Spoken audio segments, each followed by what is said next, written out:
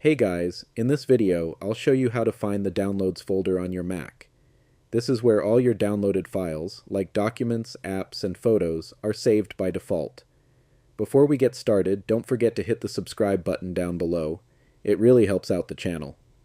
Alright, let's jump in. First, click on the Finder icon in your dock. On the left-hand sidebar, under Favorites, you should see a shortcut called Downloads. If you don't see it there, don't worry, you can add it back. At the top left of your screen, click Finder, then choose Settings. In the window that opens, go to the Sidebar tab and make sure Downloads is checked. Once you do that, the Downloads folder will appear in your sidebar. You can also access Downloads directly from your dock. It's usually the folder with a downward arrow icon located next to the trash. Just click on it to see all your recent downloads.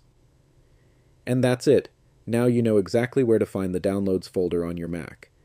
If this video helped, hit the like button, drop a comment if you have any questions, and don't forget to subscribe for more Mac tips and tricks.